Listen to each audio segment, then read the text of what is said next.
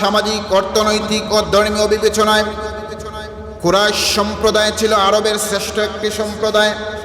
সামাজিকভাবে, অর্থনৈতিকভাবে, ধর্মীয় বিবেচনায় সমস্ত দিক থেকে আরবের মধ্যে তখনকার সময় কুরাইশ সম্প্রদায়টা ছিল শ্রেষ্ঠ গোত্র।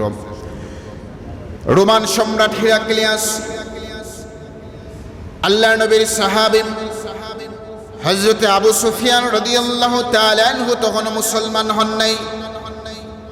হযরত আবু সুফিয়ান রাদিয়াল্লাহু তাআলা আনহু মুসলমান হওয়ার আগেই একবার রোমান সম্রাট হিরাক্লিয়াস আবু সুফিয়ান রাদিয়াল্লাহু তাআলা আনহুকে প্রশ্ন করেছিল আমার নবীজির ব্যাপারে কয়েকটি প্রশ্ন। তন্মধ্যে অন্যতম কয়েকটি প্রশ্ন ছিল যে নবীজি কোন বংশের মধ্য থেকে এসেছেন। নবীজির ব্যাপারে প্রশ্ন করেছিল। আবু সুফিয়ান রাদিয়াল্লাহু তাআলা আনহু মুসলমান না থাকা সত্ত্বেও তিনি ঘোষণা দিয়েছিলেন যে নিঃসন্দেহে তিনি সম্ভ্রান্ত বংশে তিনি জন্মগ্রহণ করেছেন। এই বর্ণনা হচ্ছে সহিহ বুখারীর 7 নম্বর বর্ণনা। আবু সুফিয়ান এবং রোমান সম্রাট হিরাক্লিয়াসের মধ্যে কথোপকথন, বিরাট লম্বা হাদিস, অনেক লম্বা হাদিস। এই হাদিসের মধ্যে মধ্যখানে কয়েকটি প্রশ্ন তিনি করেছিলেন। হিরাক্লিয়াস প্রশ্ন করেছিলেন কাইফা আনাসাবহু ফিকুম, তোমাদের মধ্যে তিনি বংশমর্যাদায় কেমন। হিরাক্লিয়াস আবু সুফিয়ানকে প্রশ্ন করেছিলেন, হে আবু সুফিয়ান, তোমাদের মধ্যে মুহাম্মাদুর রাসূলুল্লাহ সাল্লাল্লাহু আলাইহি ওয়াসাল্লাম তিনি বংশমর্যাদায় কেমন, তিনার সয়লাভ চতুর্দিকে ছড়িয়ে পড়েছে। সেই জবাবে আবু সুফিয়ান রাদিয়াল্লাহু তাআলা আনহু তখন মুসলমান হন নাই। আবু সুফিয়ান রাদিয়াল্লাহু তাআলা আনহু তখন জবাব দিয়েছিলেন হুয়া ফিনা যু নাসাবিন, তিনি আমাদের মধ্যে সম্ভ্রান্ত বংশের অধিকারী। তিনি আরব দেশের মধ্যে কুরাইশ গোত্রের মধ্যে তিনি সম্ভ্রান্ত বংশের মধ্যে জন্মগ্রহণ করেছেন। সুবহানাল্লাহ। আবু সুফিয়ান তখন মুসলমান হন নাই।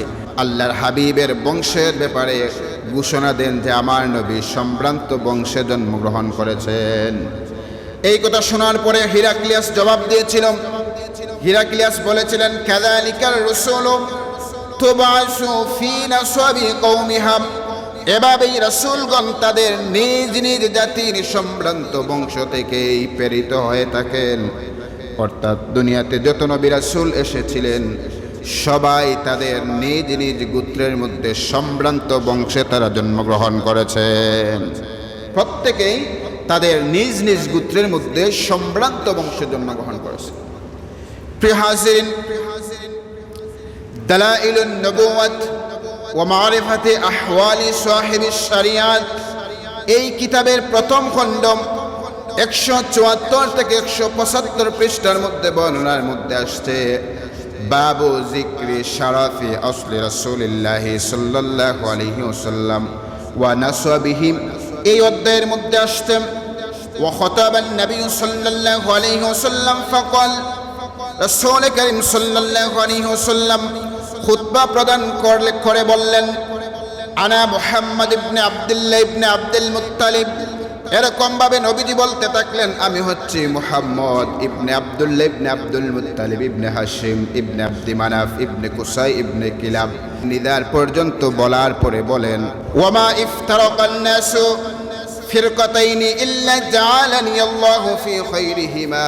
মানুষ যখনই দুই দলের মধ্যে বিভক্ত হয়েছে আল্লাহ রাব্বুল আলামিন আমাকে সেই দুই দলের মধ্যে উত্তম দলের অন্তর্ভুক্ত করেছেন। বলি সুবহানাল্লাহ।